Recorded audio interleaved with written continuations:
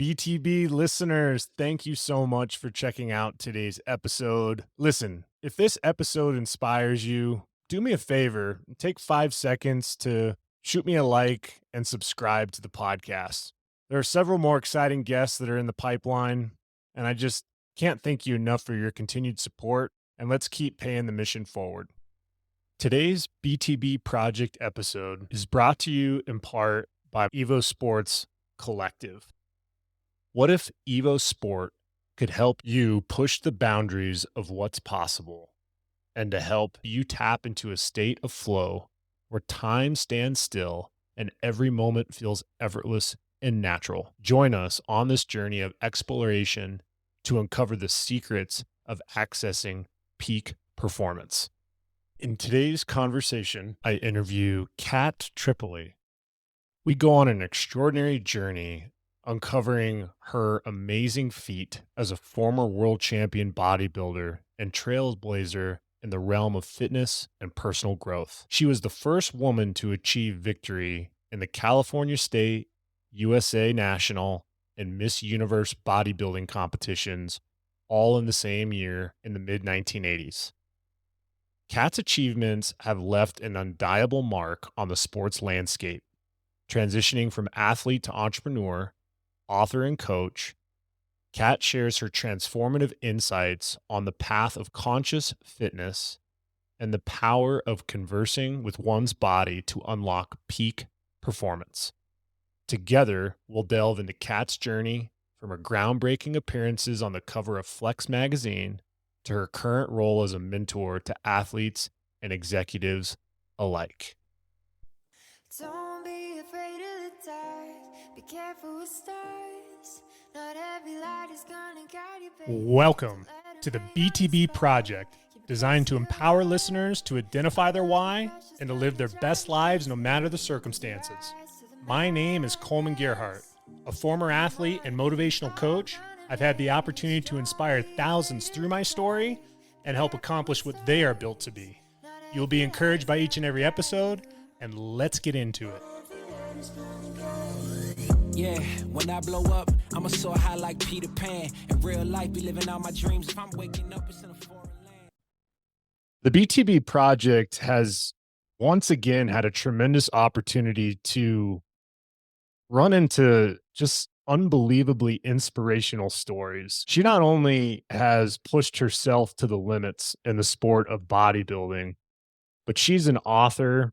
She's full of wisdom, has tapped into hypnotherapy to help athletes, has an unbelievable compassionate heart, but more importantly, she knows how to get the best out of everyone that she is helping. And it brings me a tremendous honor to welcome Catt to the BTB Project. Welcome. Thank you. Thank you so much for having me, Coleman. I appreciate it. No, absolutely. And our ability to connect through a platform like Evo Sports Collective has been humbling because there's so many coaches and athletes and folks within the fitness industry, the mental toughness industry that have been able to impact me. Because even though I'm a coach, I'm far from a know-it-all. I'm somebody that is trying to learn and grow and adapt each and every day. So when I say Evo Sports Collective and how you've evolved as a coach, what does the collective mean to you? The collective is absolutely unique, in my opinion, because we're pushing the boundaries of what's possible. We're using it as a social platform as well. Yeah. But we do that, in my opinion, through these extraordinary capacities that we're learning to harness, right? Well, you said you're still learning, you're still doing it. Guess what? So are Right. we all are. I don't think I'll ever be there. There's some end game there that all of a sudden I'm done. I've learned all there is to learn, right? Right. Because people are unique. And the more I work with them, the more I see and learn from each individual experience. So we're pushing for what can we do with these bodies? If Yeah. you look back on sports, right, over all these years, look how we've evolved. Look at women closing the gap with certain sports, with like marathoning and things like that to men, right? So what's possible? I think that's what, for me, keeps me going with Evo is well, what's possible? What's next? Even in my own workouts, what can I do? How can I evolve to be a better athlete and a better human? And I think that just speaks to who you are as a person and having a growth mindset. And I always tried to think of, from a coaching standpoint, who I'm helping. And if I'm not constantly evolving and finding ways to adapt and adjust to meet the needs of my clients, and I'm really not helping them. And one of the founders, Scott Ford, he is a tremendous influence in my life because he was able to actually help me, Kat, on how to see the sport of tennis, fast moving ball sports, and how to use your eyes. And it's those kind of out of the box differentiators that Evo brings that allows me to be excited as a coach. And I know for the listeners, it's just a tremendous platform with the master classes and the wealth of knowledge that's involved from the founders and the people that share their stories. I appreciate you tapping into that. But your story, I want to draw a big circle around you, Kat, because you're an incredible inspiration. When it comes to bodybuilding and this journey that you've been on, how in the world did this start for you picking up a weight? I wish I had a more glamorous story. I was the first person to win the California State USA Nationals and then the Universe and then followed that up. It was just a hypnosis I credit for those big wins. But I got started in the back of a countertop shop. It was 1980, I think. And I had a boyfriend at the time who lifted weights and ran, but running was really his main thing. And I really without going too deeply into it, I was raised in a cult, the cult of Jehovah's Witnesses, Okay. and wasn't allowed to do after school sports or have any of my time really devoted to anything like that. Just wasn't allowed. And I was now 22 and I really wanted to do something athletic. Mm. And he said, come run with me. Right. And I'm like, okay. But I was awful and I hated it like really badly. Oh. But I did it. I did some 10K runs. I was terrible at it. It turns out I have a blood disorder called thalassemia minor, which my red blood cells don't bind iron properly. I don't oxygenate as well as I could. It was hard for me to run. And he said Monday, Wednesday, and Friday in the back of the countertop shop where they manufactured Formica countertop, they had built a plywood bench and they had the old weights that were cement wrapped in plastic, the old weeder weights. And they basically went out there, popped a beer after work and lifted weights. He had 2 employees and himself. And they basically did a bunch of upper body stuff, bench press, bicep curls, triceps. And I said, I can't go back there with those boys. No way. He said, let's come back, do it. So he talked me into it. And it turned out I just fell in love with it. I was strong. Not right off the bat, but I got stronger. I could see it happen. I could feel it happen. And within 2 weeks, I was noticing physical changes in my body. And when you really think about it, that's powerful. Oh, yeah. That's the ability to shapeshift, especially as a female, right? And from there, I went on to get a gym membership. I think there were only 2 gyms in town. And it was so old I am. It was Monday, Wednesday, and Friday were men's days, and Tuesday, Thursday, Saturday were women's. Mm. It was not co-ed. And it was a small place. I started working the next day and started working for the gym and broke up with that boyfriend and the man I met in the gym, because that's where I was. Yeah. And he started to encourage me to compete. He said, have you ever thought about competing? I'm like, no, God, no, I'm just having fun. But I admired bodybuilders. I admired bodybuilding. And I was reading everything I could devour about bodybuilding and the principles of getting bigger and stronger. And finally, he got me to go on stage. And from there, it just snowballed. It was just a snowball going down a hill, picking up speed. And I never had a bad time doing it. This is one of my beefs with bodybuilders today that want to compete. A lot of beefs with the sport right now. But with the people, for the most part, we can put somebody here into a competition diet for a week and they start complaining about how they've lost all their strength which is baloney. Mm. Baloney. What are you doing? Why? And it's all about, the struggle. It's all about, the fight and the struggle. And all these adjectives are negative. They're all about this warrior, but not like a warrior where you blend, right? Ah, Where yeah. you fight.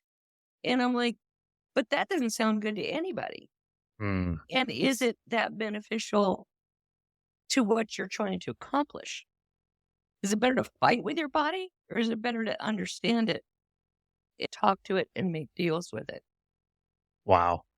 Right? And I see a lot of that now in the messaging that we get in gyms. If you look at 24-hour fitness, it's like pain's just fear leaving the body. Who would want to come and do that as a 50-year-old female that's never been in a gym? How does that sound to you?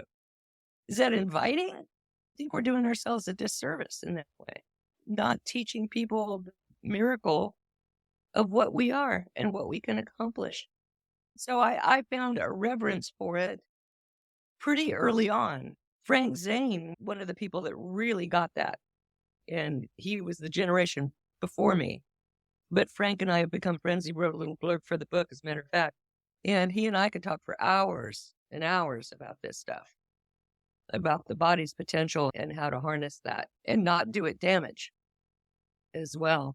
And then as the years went on, it was actually after I stopped competing that I met my spiritual teachers who were Native American and did quite a few years of study with them. And inadvertently, what they taught me helped me with bodybuilding. Isn't that interesting? It's really interesting. And I think that you hit the nail on the head when it comes to what the world and what the normal culture deems as how to push ourselves. And it has this connotation to it that doesn't seem to be inviting. I've experienced myself with the sport of tennis. I had two coaches from Poland when I was training full Oh, time. yeah. They spoke 2 words of English, and it was run and the S word. Yeah. So I was at this academy in Arizona, and 6 hours a day, 6 days a week. I'm 325 pounds, and they're putting me on the court, and it's European training. And I know with the sport of bodybuilding, all too well, the international scene, those guys and women are pushing themselves, and sometimes they're forcing against their bodies. They're not making a agreement, a relationship with their body.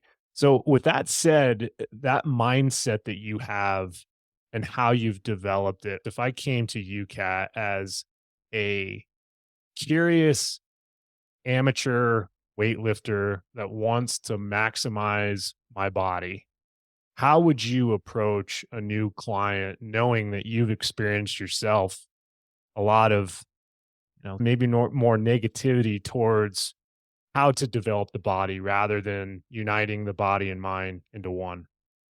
That's a really tough one because most people see bodybuilders. I think the days of Arnold and Franco Colombo and those people, I think they were really truly pioneers with that mindset.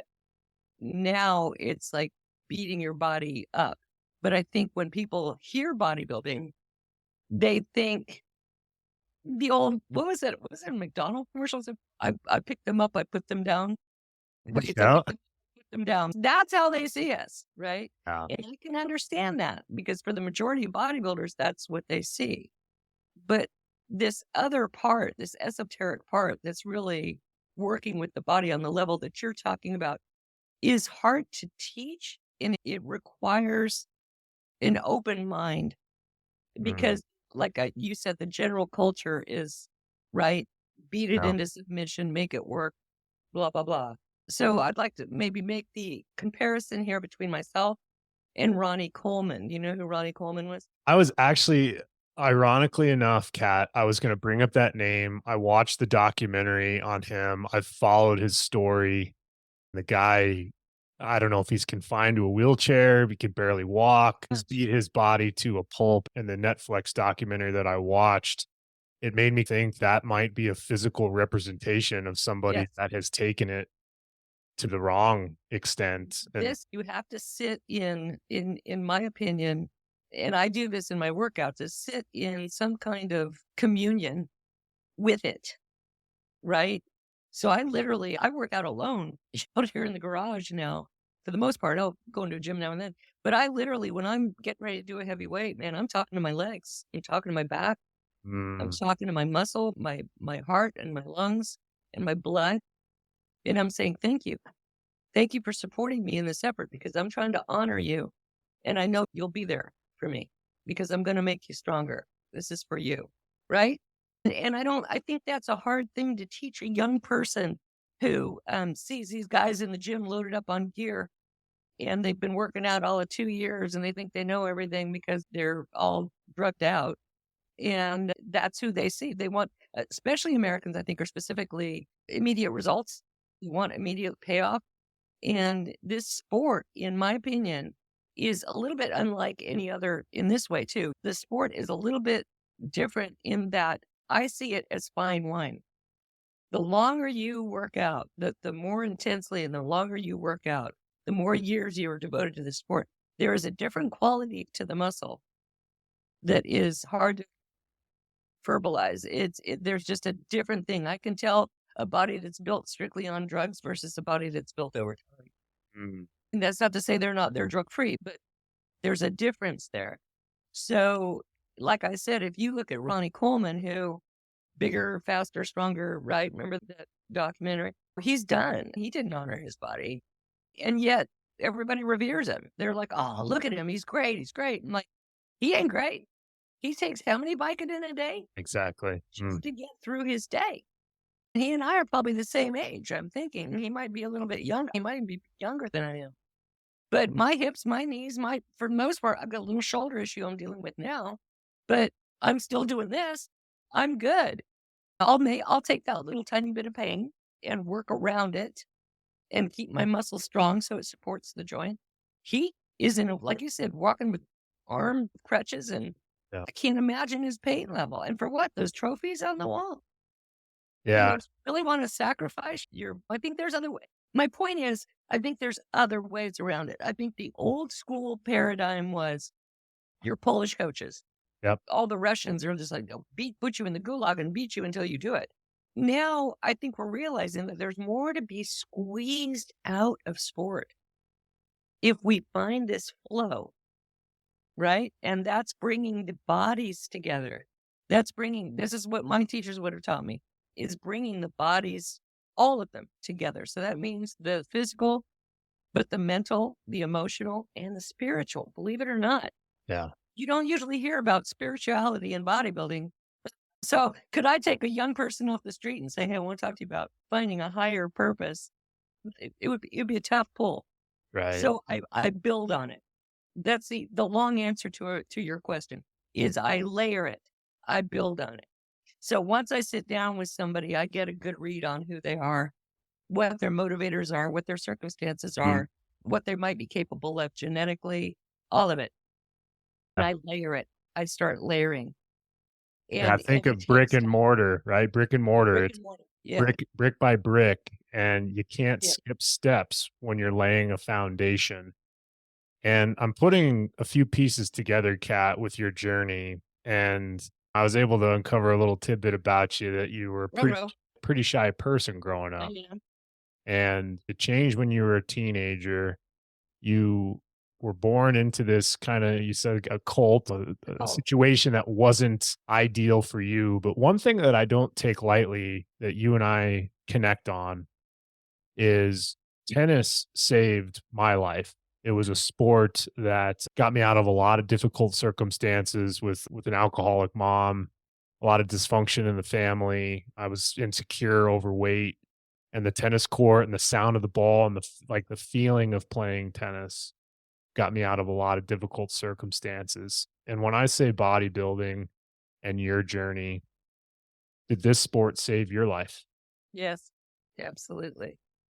Absolutely. And I would really like to emphasize here that I want to split bodybuilding as bodybuilding in the gym and bodybuilding as competition.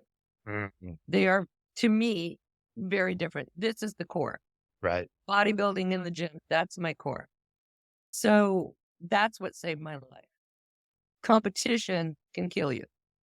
in this sport right now. Now, do you And it see is. that in regards to like the comparison piece, or what about competition to you personally led you to feel that it made you feel that way? I never let it take me that far. I quit before I decided that was actually the decision to make. Was like, what do I really love here? Mm. Competition was fun. Competition was great. I loved it. But there were things going on politically within the sport that I could not align with No. on any level. I wouldn't align with, because it would have asked me to negotiate my core values, and I wasn't going to do that. So I said, what can they take from me? They can take my wins and they can take my competition, but they can't take bodybuilding. Can't take that from me. Right. So that has always been, even to this day, I'll be 66 next month, actually in a few days, but I still lived with those same intentions of growth, those same intentions of honor, and pushing the envelope to see what's possible for me at 70, 80, 90. That's what I want to do. I have this theory that aging starts when you stop pushing out into the universe, really pushing out into the universe, not status quo, but really forcing evolution, because we don't know. Look where we've come through all these millennia. We're still growing. The planet's not done evolving. We're not done evolving. There's still things to be done. And I think if you push that envelope a little bit, you remain more youthful. And it's almost the opposite that you're doing. Everything that I hear about is as you age, you want to try to find more stability. You want to try to get to a point to where you're not too high, you're not too low. And I call the word is complacency. And being complacent, I believe, is the way that you die on the inside before your physical body goes. And when it comes to your deathbed, 100, 120 years old, whatever that is, as you're crushing it right now, it is something to where I believe, Catt, you are going to be in that situation where you're not going to have any regrets in that moment. It is very challenging as coaches to teach somebody to tap into that. It's a way of life than it is something that can necessarily be taught. With that said, what allowed you to learn this mindset of, I'm going to get myself to here, and once I get myself to here, I'm going to get myself to this level and this level, and you're doing it all, Catt, with little to no injuries. So I'm painting. This is the first one I've had. Very first injury I've really had over all these years of 44 years of lifting. It's the first one. And you can get, as an athlete, this, I'm sure anybody listening to this podcast would understand, as an athlete, you get hurt. It can be very depressing. So don't get me wrong. That's part of my challenge, is to make sure that I don't let that stop me, that I don't let that get me down and slow me down. Say, age, you are 66 years old, and you may as well just, who do you need to prove anything to anyone? I'm not. I'm just proving it to myself. And I'm doing it wisely. This was not a traumatic injury. In other words, this wasn't something that, I tore a muscle. It was just like slowly over a little bit of time. It was a relatively short time. We found out there's some cartilage was worn. And so every day that I'm out there, to be honest, I'm out there when I'm working that, I'm very careful. And I'm thinking, lay down some new cartilage. Lay down some new cartilage. That'd be great if we could lay down some new cartilage. Now, is that, if you ask anybody, an orthopedic surgeon or a exercise physiologist, they'd probably tell you, no, you can't do that. But you know what? Maybe I can. What is the harm in focusing your attention on that? We've had people spontaneously heal from all kinds of cancers and things like that. And they find that it's mindset, typically, that it has a lot to do with that, right? And there's numerous reasons for that. Physiologically, I believe that our emotions drive the chemicals in the body, and there's just all kinds of things. But I've been fascinated with the brain ever since I was a child. Mm. Ever since I was little. I remember my aunt, when I would go to visit in Big Bear, where I was born, she had these Time Life books, and there was one on the brain, and I would devour that thing every time I was there. And it was just amazing to me. And at that point, I was always thinking, if I shift my perception. So they talked about the brain, right? But really, there was a lot of mind stuff in there. Yep. They believed at that point, as a child, that the brain generated mind. Now we realize that probably is not so at all. Where is mind, right? Right. But I was so fascinated with that. I always thought, what could I do in my mind? What could I make happen in my mind? Mm. And it's been a practice for so long for me to just leave things open-ended, which drives most people crazy about, about me, because we like our lines, we like our boundaries, we like our, our facts and our parameters. Yes, this, no, that, black and white. Right. To me, it's not black and white at all. And what am I going to lift right now as much as I could when I was competing? No. But I also look at that as being, I'm not devoting the same amounts of time and energy to it either. I'm not working out twice a day. I'm not, because I don't have that motivation. Right. But I can work with what can I do given these circumstances, given what my motivation is or is not. So I compartmentalize a lot. When I'm here talking to you, it's one thing. But when I go in the gym, I'm a fantasy world out there. I'm just building a fantasy. And why not? No, I completely agree with you, because one thing that it seems to be black and white with our minds is it's so easy for us to create these limiting beliefs, and everybody accepts it. Everybody's like the not good enough, whether it's hard on yourself or someone speaking into you saying that. It's easy for us to go there. But when it comes to doing something extraordinary, and I often say on the BTB project that impossible is nothing, that if you put your mind to it, if you put a support system around you, if you put in the work, if you lay the brick and mortar, that you might not achieve something extraordinary, but it's sure as heck more of an accomplishment to go that route than to fall victim to the limiting belief. Correct. Absolutely correct. But then we also have to parse that out a little bit, in that we tell people just affirmations will do it, or the secret, or that stuff drives me nuts, right? Yeah. Because you can say to yourself all day long, repeat to yourself something that you want to believe. Right. But Yeah. if the belief is not in your core, right, then you can say it all day long. It's not gonna, they go, well, the secret doesn't work. No, that's true, because that's not really your belief. And those beliefs are so this is where my hypnotherapy comes in. Right. Those beliefs are subconscious. I actually got into an argument with somebody a few months ago about this, and she said, I would know, because I would know that I believe that. And I go, no, that's why it's called below the consciousness. Yeah. So the most amazing thing to me was when I did hypnosis back in '86. And I want to talk about that, because 86 was one of your most incredible moments where the Correct. stars aligned. And I would love for you to walk the listeners into what led you to 86, some of the insecurities that you felt going on the Right. stage competing, Right. to then something clicked. I'd love for you to walk us through that. Right, I will do that. So I want people to know that what we did in a nutshell before I get off of this was we worked with those subconscious beliefs I had Mhm. to resolve them, so that I really did believe those beliefs. It sounds funny, but those blockages were removed. So what was happening was I was competing, I was doing well, I was having a great time, I was doing lots of shows every year, local shows, and then I went up to the regional and then state, national shows.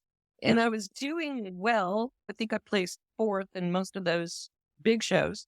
But my husband said to me, he said, you look like you're having a great time up there. You look like you're having fun, but you don't look like the winner. And I'm like, what do you mean? He's like, I don't know. There's this thing. You just don't look like the winner. And he said, you know how when you're backstage with all those women and you're looking at people and you know who the winner is, kind of, even though all these bodies are pretty similar. And I go, that's a thing, right? And he's like, yeah. Why I thought of hypnosis, I have no clue. But I was training a young lady at the time who her father was a psychotherapist. And I asked her if he ever did hypnotherapy. And she said, I don't know. I'll ask. She came back and said, yeah, he said he'd love to work with you. So I said, okay, made an appointment, went to see him. And I said, have you ever done sports hypnosis? And he says, it's all the same. It's all the same. It doesn't matter what the end result or the goal is. It all works the same way. And so I said, okay. And I think of myself as a very strong-willed person. I'm very controlled. And although a lot of people would say I wasn't controlled, but I didn't know what I'm doing. But worked with me. He was going to put me in the first trance. And I was sitting in a chair and I had my right ankle crossed over my left ankle. And he did some induction. I won't go into all of it. And he said, in a little bit, I'm going to ask you to pick a number between 1 and 20. And once you tell me the first number that comes to mind, because you're going to find that's the level of hypnosis, your trance you're under. And I want to tell you that the one thing I did do, I did not think I could be hypnotized. I really, truly didn't. But I did devote myself to doing everything he said. I thought, if I'm going to give this my best shot, I don't think it's possible, but I'm going to do what he tells me to do. So when he made this suggestion in my mind, I thought, well, you're going to ask me to pick a number between 1 and 20, and I'm going to pick a low number. And that's pretty much. But he did some more work. And then he said, okay, pick a number between 1 and 20. And I said, just spontaneously 15. And in my head, I was like, that's weird. Why did I say that? But okay. And then he said, okay, in a little while, I'm going to ask you to think that your right foot is either tied to the ground or that you have a very heavy weight attached to it. And I thought, this is dumb, because if he asked me to lift my leg, I'm just going to lift my leg. And so he said, I'm going to ask you to lift your legs. And it's going to seem really heavy to you. And I just laughing to myself and inside. But I thought, okay, visualize, right? Right. Which is what I did. And then after a period of time, he asked me to lift my foot, and I couldn't lift it off the ground. And I literally laughed out loud. I did. And he chuckled with me and he says, that surprised you? And I'm like, yeah, because I feel like I'm totally present, which I was. This is a big misnomer about hypnosis. Some people can go completely out. You don't have to get the benefit. So then we did a lot around several sessions, as I recall, around my subconscious beliefs that have been ingrained in me way back, way back from the time I was a child, right? And we worked with those, we released those. And he also made a post-hypnotic suggestion that when I took my first foot onto stage that year, I would feel like a winner. And when I was backstage, you're not thinking about hypnosis. You're not thinking about that at all. You're trying to get a pump. You're trying to mentally go through your routine on stage. There's girls everywhere. And so I got called out to go up on stage. And I remember bouncing up. I took a little hop up on stage. And I felt this rush of energy just go over my whole body. And I was like, oh, yeah, I totally forgot about that, right? But then I forgot about it again. But it was just this, it was shocking. And that's the year that, like you said, all the stars aligned and all my wins just lined up, all the biggest ones. It works. It works. And I don't care who you are. I don't care if you have the most amazing upbringing in the whole world. You have been programmed by parents, by society, by circumstance, you've been programmed all these years. And sometimes you need to address those. And it's a pretty straightforward path, by the way. It doesn't take years of therapy because we're not addressing it with this conscious mind talk therapy. We're addressing it from the subconscious mind that you were programmed way when you were little. I've been told a few times, Kat, that one of the largest distances is between our head and our heart. Mm-hmm. And sometimes some of the things that we think or positive affirmations or things that we were talking about it's very challenging to sometimes get it to hear. And with that said, I'm just curious, your ability to train your body and have this moment like you did in 86 in your career in general, I find it really fascinating how you connect with your body. 99.9% of the people that I know that lift weights or do conditioning of any kind are doing it with earbuds in, doing it with like a headset that I'm wearing. And they do that to motivate themselves, to pump themselves up. Some people do it the opposite way. Maybe you listen to relaxation music or things like that. But you go in there and you want to listen to the muscle that you're working. I would love for you to walk the listeners through how is this the sport of bodybuilding led you to be so interconnected with your body to where you don't need music to pump you up? No, in fact, it would be so distracting to me. Music in the background is one thing, but using that music, if you are doing like a cardio session and you're there too, I might pace myself with some music, with a good beat. But in the gym, no, it has to, for me, it has to be white noise, hearing the clanging of the weights and feeling, and I'll try to feel the energy of people around me, not incorporate it per se, because that can be dangerous, but feel that all this is there, everybody there with the intention of making themselves better. I'll use that. I'll harness that, right? Because that's compounded energy. I want to listen to my body. I am literally doing running scans the whole time I'm in a set. I'm running a scan from head to toe. Always. I might be working chest, but I am aware of my feet. And I know that sounds crazy, but if you read the book, it's explained in more detail. But I need to have a grounding to the planet, to the earth, for my stability and my strength. I'm channeling energy up through the soles of my feet, right? I'm channeling it into my chest, and I'm so focused. It's really a hard thing to explain until once someone experiences it. I call it the light bulb moment. You'll just see that light bulb above their head just go bing. Holy shit, what was that? Right? And I go, right? That's what I'm talking about. And so that's why when you asked me earlier, how do you teach this to a young person? How do you tell them? They can't. You can't. No. You got to feel it. Mhm. This to be an embodied experience. And when you're drawn away, if your focus is drawn away into music that is being piped directly into your ear, you can't do that. You Mm. just can't. People say, get me pumped up. And I'm like, where are you thinking? Are you thinking about your heavy metal? It's like, that ain't it.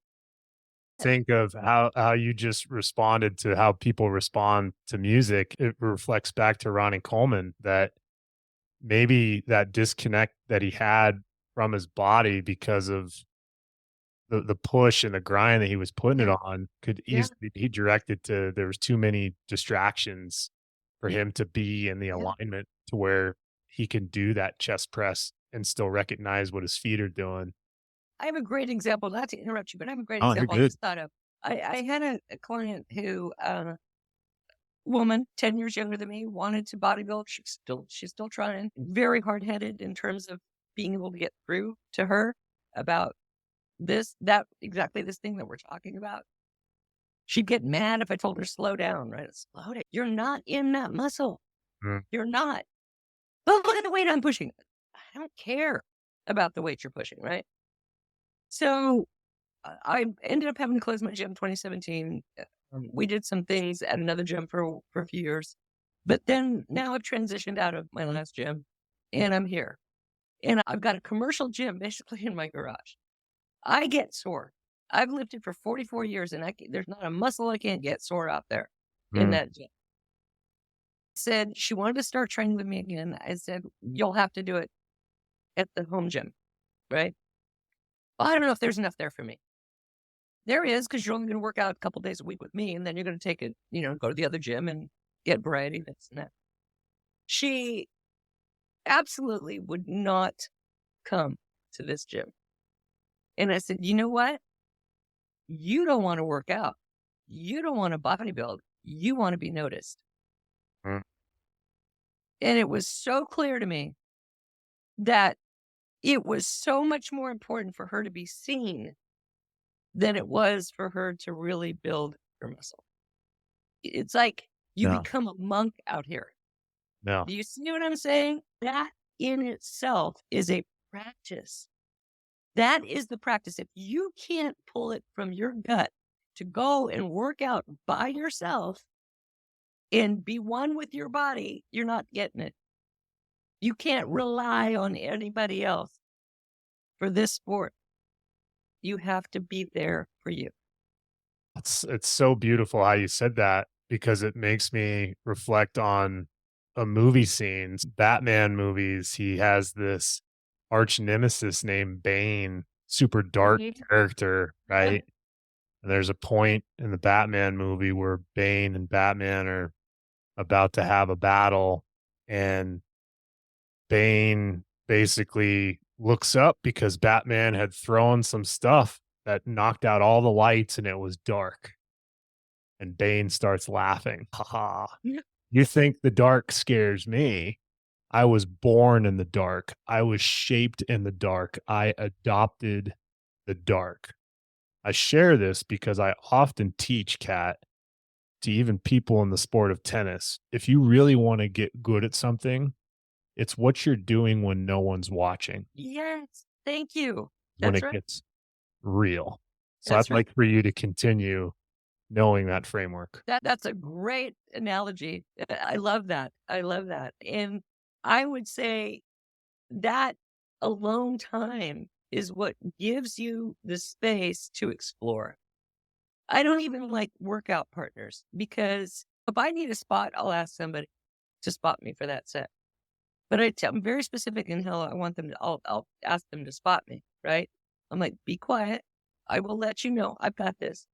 I will let you know what I need. Just be there. Or most people should actually already have that down, but you'd be surprised. But I prefer to work out alone because I have my energy for me. And when somebody's standing right next to me, you scream at me, I'm going to rack that weight and we're going to start again. Right. Right? Like your coach. I'm Yeah. like, that's not going to work for me because you just pulled me out of my zone. Mm. You did not help me. Screaming at someone, get that weight up, get it up, get it up. That's not helping. Oh, like I forgot to get the weight up. That's not good. Like you needed to remind me. It's more, I get so deep in the zone when I'm in a set that someone standing here, even their breath sometimes will pull me out of it. Right. So like you need their presence. So I have to get very focused and very internal to do what I do. Right. And that's it. Do it on your own. You want to see how you really want to be tough? You want to be tough? You want to show me toughness? Show me what you do on your own. Mm. Show me what you don't need anybody there screaming and yelling at you and telling you great. And this girl there would be some people would come up and talk. She'd stop what she's doing and go talk. And you're never going to, no, you're not getting it. You're Yeah. just not getting it. And yeah, I think I've honed a lot of these techniques because I did train alone because I was so curious. I got some really good instruction really early on of basics. And like I said, I read a lot and I started to understand the principles. And then I just took it and ran with it. But it was because I was so introspective. And that's why when people come to me and they go, can you just make me a program? Just tell me what and I can't do that. Not to get the best out of you. I said, you can go to YouTube and do bench press, 4 sets, 15 reps. There's no magic in any of those movements. The magic comes from how you're moving. The weight is you're just putting some weight on. I tell people all the time, you're not moving weights. You need to get that out of your head. A power lifter moves weights. You are moving muscle. We're just dangling some extra resistance off of that move. It's a fine line, but that's the exact truth. It's so well said. And I do want to tap into a little bit about your book, Conscious Fitness, but I'm always taken back by a book writer's influence on what they've read that has impacted their life. And I came across this book, Power versus Force by David Hawkins. And I'd love I for you to reference talk, it. I reference it in the book. I'd love It for was you a to talk huge about why that book was so important to you, Kat. it was a huge influence on me, and it was like magic. It Mm. was like magic with science. The things that he referenced there and the things that were possible and proven based on mind. And I love that the title of the book itself, Power versus Force, Mm. right? It's such, to me, a big deal.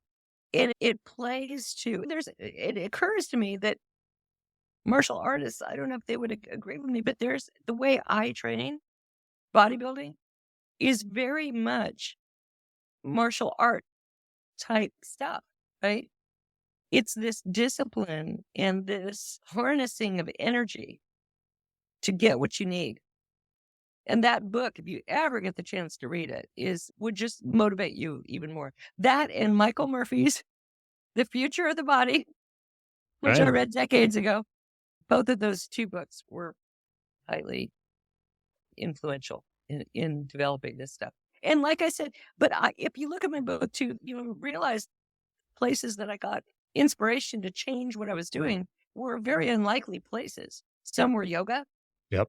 My ballet teacher, Deb Palish, My I 9-year-old learned loves what, ballet. So oh, I'm glad to hear that was an influence for you. it wasn't not because I learned to, she stuck me at 24 or 25 in class with the 6-year-olds.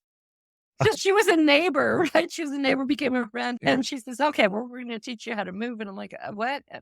But those little silly classes that I took taught me so much about muscle isolation Ah, that it was profound.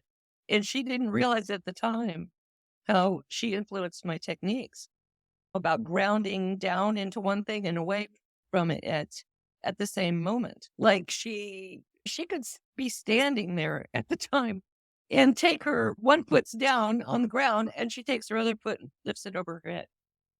And the way she did that was by grounding down to go up. mm, Because if you pull everything up, you have no leverage. Do you see? right. This How is what I important talk is about. leverage and lifting weights too, by the way? Correct. You have to anchor it in the place you want it to grow. That's my opinion. How are you going to anchor this? Where are you anchoring the movement from? Right? From tendons and ligaments? No, you need to anchor it in the belly of the muscle. And that is a practice. So Deb really taught me that inadvertently again, along with learning how to move across the stage. Because I was a tomboy, I don't know. But I think that's also one of the biggest problems that bodybuilders have, especially, no, I'm going to say men too, that they don't take that into consideration, which I find funny since it is such a presentational sport. You create an illusion up there. Everybody thought I was 5'9". I'm 5'5". They thought I was 180. I was 135 Wow. because of an illusion that's created. And the judges used to tell me, you don't immediately pop out in the lineup, but man, the more you pose, the bigger you get. Wow. And people need to learn how to control their bodies, and they won't go into a dance class or things like that anymore. And it's wonky and clunky and it doesn't look good. I feel like in general, the competition side of the sport has lost its art. And that's where I've always had a problem with bodybuilding is that people want to say it's a sport. What I do in the gym is sport. Once I'm on stage, that's no longer sport. It's a dog and pony show, right? In a way, but because there's no time clock, there's no tape measure, it's just different. So you're not on stage doing what you do in the gym. You're doing something, you're presenting the results of what you did in the gym. Right. The work's And been so done. that's why I always felt like it was this weird combination of art and sport, right? So I feel like we've lost that art. And now we're just like, throw a tape measure on and see who's the biggest. And to me, it doesn't look good. It doesn't, I feel like it's just not what I would have liked to have seen bodybuilding do. I think we need to be more of an art form, honestly. And I think I want to set the stage for this next question because I think it's really important. Is here you are as an author, Conscious Fitness. And you've been able to instill a lot of wisdom in that book that's helped a lot of people. But let's say you come across that 17, 18-year-old athlete. Maybe they want to inspire to be a bodybuilder or a tennis player or a basketball player, whatever it may be, but they're just at a crossroads. They're trying to figure out what it's like to find the belly of the muscle, right? And here you are being able to sit down with this person at a coffee shop and you slide your book over to them. When it comes to conscious fitness and everything that you've put into that book, and someone is at a crossroads and you advise them, hey, take a look at this. What are some pieces of advice that you would give that individual knowing what you know today? Stay curious. Mm. Be curious. Don't limit yourself. Go and come into this. For me, somehow I would probably through storytelling, which is usually what I do. Storytelling, I think, is invaluable, both for hypnosis and for most of the time with my clients. They're in a mild state of hypnosis when I'm training it. It doesn't have to be formal, right?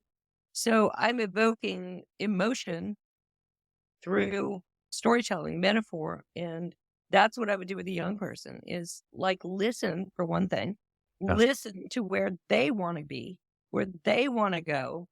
What is their mindset and core values? Do you see what I'm saying? Yeah. I don't think I could blanket that with it. It just depends on who they are. I love that. And we talked about this before hopping on today previously is you're so invested about where someone else is at rather than coaching at them. You want to Right. coach with them. Right. And the open-ended questions like BTB, built to be, what are you built to be? That's a question there that you I go. ask everybody that I try to help because when you understand someone's why, it will help them overcome any how. It's absolutely true. I love that. I love that's the name of your podcast. Like I tell people, I was out there. That one girl I told you about we should tell that's not true. That can't be true. Where I said I was out there on stage. I never went, I have to beat that person ever. I was like, I'm going to shine. I'm going to shine. I'm going to be the best I can be. Right. I'm going to go out there. I'm going to present. But I never went out or thought of training either. I never thought of my training for me. I'm telling you was never that I got to get in this gym because I got to go beat Corey Everson. It wasn't like that. It was like, how do I make this muscle grow? How do I make this muscle shape the way I want it to shape? So you could apply that to tennis. How do I want to shape the shot? Right. How do I want to shape the shot? This person is bringing this game to me. What do I need to do to shape that shot, to make my body do what I know it's capable of doing? Right? That it's that kind of thing that you just have to be, I guess it's introspective enough to make your body do what you want it to do. The rest will come. The competition will come, right? And someday there's going to be somebody that beats you. That's great. That's as it should be. We're all push back. Just keep pushing to strive for more excellence. Did you watch Naiad? Yeah, I did. Oh my God. I was out of my seat. I was sitting here alone. I was out of my seat going, yes. 5 years old. It's that mindset. It's just, you don't give up. You don't give up. You keep pushing and pushing in a way that's respectful and honoring of your body, though. This is the one. We got one body, right? I don't want to be Ronnie Coleman. I would not trade every one of his Olympia statues, although I'm sure he's got wonderful memories and stuff, but that I wouldn't want to be in that body. It's not like he's a multimillionaire. It's not like the payoff was bodybuilding is not that kind of sport. He's got a lot of notoriety, but in the end, what does that mean? What's the quality of life after all of it? Yeah. Kat, that leaves me with one last question. You tapped into this a little bit, but when it comes to legacy, you've accomplished a lot. It's borderline extraordinary what you've done. And I'm taking notes being 39, hoping that I can keep myself and pushing the way that you are at 65, 66. It's just extraordinary. Thank you. But with that said, I know you've thought a lot about how you've given back and really a legacy that you want to leave and in the health and fitness industry and how you continue to inspire people long after you're gone, whether it's through your book or Mhm. whatever it may be. But when you think of what you've done and your legacy, how do you want to be remembered? I want to be remembered as someone who stood up for her principles, stood up for what she believed in, has integrity and honesty. And oddly enough, all those are not things associated with bodybuilding. They're not, it's not what I accomplished in sport. You see what I'm saying? I do, yeah. So I think the order of things is that sport can help us find those things, those core values. Not, do you follow what I'm saying? Do, yeah. That sport, use it to your benefit, not just for your aggrandizement, but for your benefit to learn about you and how you want to go forth in the world and how strengthening your body will strengthen you across all facets of life. And that's truly how I feel. I've seen it happen with client after client. You make them stronger, they get stronger all across their lives. They become different people, right? So we start with the body. That's the slowest vibration out there. Start with that body, get that in line to whatever level it is. And then you'll start to see the other bodies line up, the mental, the emotional, and spiritual. Catt Tripoli, unbelievable journey, unbelievable story. I'm proud of you. I'm proud of the Thank you. words that you're injecting into this world. We need them. Keep going one That's the more, as name of you the say. corporation. It's called Keep Going LLC. See? There's our synergy, my friends. That's it. Well, with That's that it. said, I can't thank you enough for joining me today on the Thank BTB you for having Project. me. Very appreciative. Thank you. What a tremendous conversation with Catt Tripoli, walking through her journey as one of the most prolific female bodybuilders to ever compete in the sport. I highly recommend checking out her book, Conscious Fitness. And through our collaboration with Evo Sports Collective, she'll be offering coursework to tap into the mindset of your potential and allowing you to become the strongest version of yourself based off of her teachings. Bodybuilding ultimately saved Catt's life. And through this dedicated practice, she gained not only outer strength, but an inner resilience that transcends sport. As you've listened to our discussion, think about some of the obstacles that you've had to face in your life, whether it's looking to transform your body, overcoming a difficult circumstance. There's so many takeaways that Catt has offered us that allows us to truly become the strongest version of ourselves. Listen. If this BTB Project episode impacted you, do me a favor and like and subscribe to the BTB Project.